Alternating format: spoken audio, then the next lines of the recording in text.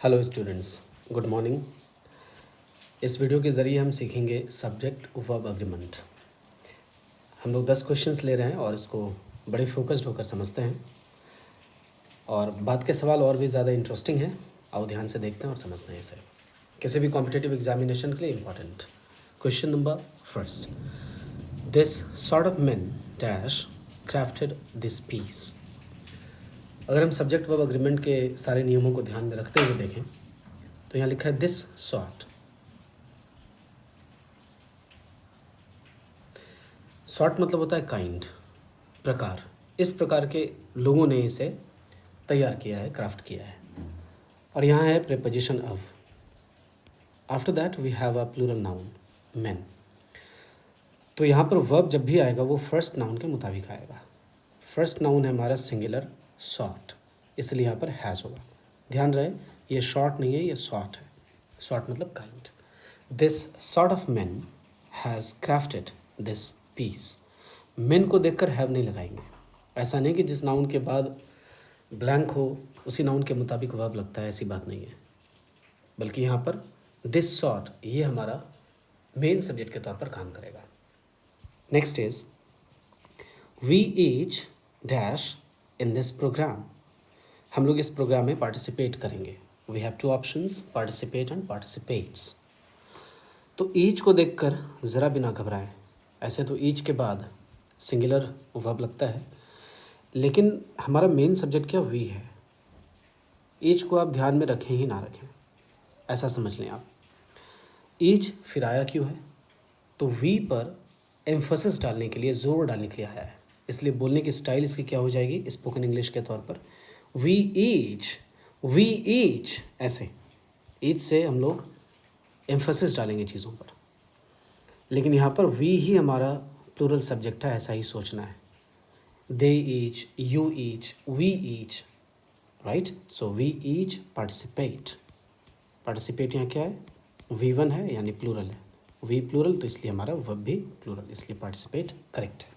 We each participate in this programme. हम प्रत्येक लोग या हम प्रत्येक इस प्रोग्राम में, इस योजना में भाग लेंगे। No book dash as good as this one. कोई भी किताब इतनी अच्छी नहीं है जितनी कि ये किताब है, दिस वन। No book. अगर नो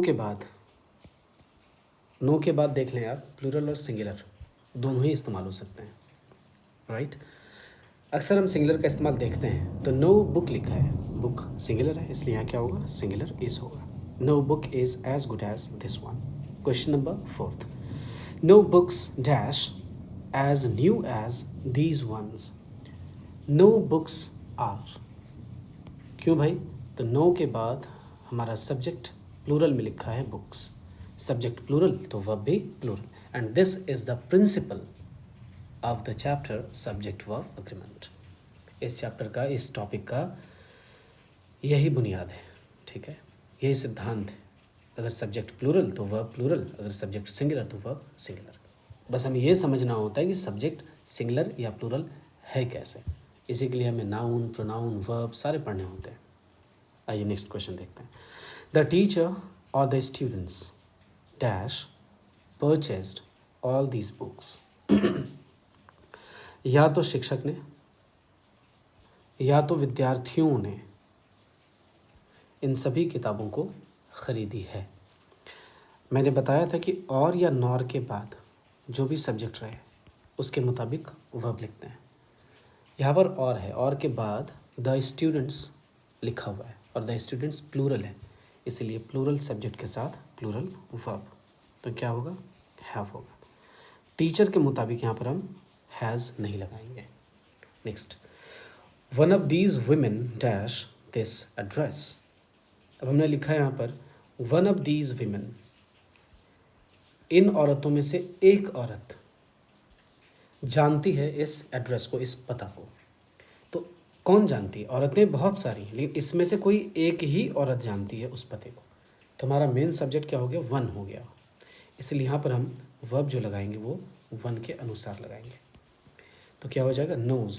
क्यों, नोज़ V5 है, V5 सिंगुलर वर्ब माना जाता है। इसीलिए वन नोज दिस एड्रेस, एक इस पते को जानती है।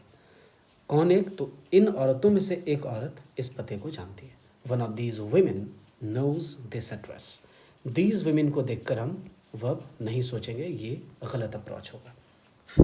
यानी सीख क्या रहे हम लोग कि प्लूरल नाउन के जस्ट बाद भी अगर ब्लैंक लिखा है, खाली जगह है, तो इसका मतलब ये नहीं कि उसी प्लूरल नाउन को देखकर हम वर्ब लिखेंगे। इसीलिए इस चैप्टर को पढ़ना बहुत ज़रूरी है। This is a very interesting chapter. आइए क्वेश्चन नंबर नेक्स्ट है 7th। Those days dash the days of honesty. वे दिन ईमानदारी के दिन थे। दोज डेज वर, बहुत आसान है। दोज डेज, दोज तो अपने आप में प्लूरल, और इस प्लूरल के बाद तो ये डेज प्लूरल लगेगा ही, इसलिए हमारा ओवरऑल दोज डेज ये सब्जेक्ट ही प्लूरल है, इसलिए इस प्लूरल सब्जेक्ट के लिए हम क्या लगाएंगे? वर लगाएंगे। Those days were the days of honesty.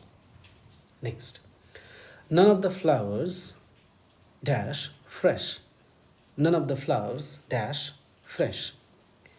फूल बहुत सारे हैं, लेकिन इन फूलों में से कोई भी फूल ताज़ा नहीं है, फ्रेश नहीं है। नन को अगर आप बाइफरकेट करते हैं, अगर आप तोड़ते हैं, अलग अलग करते हैं, तो नो वन आएगा।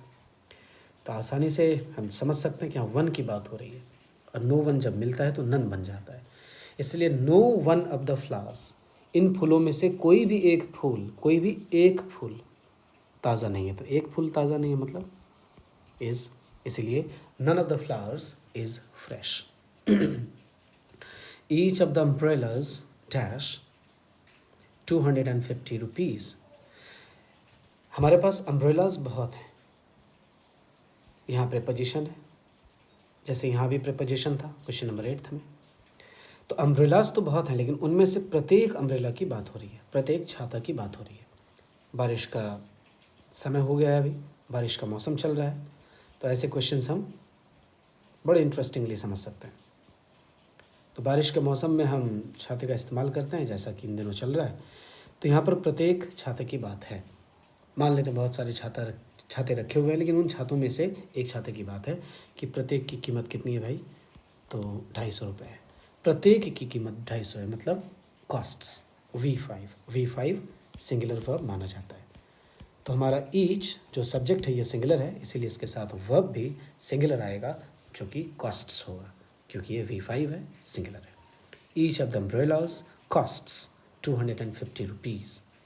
नेक्स्ट, समवन ऑफ देम, अब फिर वही बात, यहाँ पर बहुत सारे लोग हैं, उनमें से, फिर प्रेपोजिशन, और यहाँ पर है प्रोनाउन। समवन ऑफ देम, तो हमारा मेन सब्जेक्ट जो है वो है समवन। हम समवन के मुताबिक ही यहाँ पर वर्ब सोचेंगे।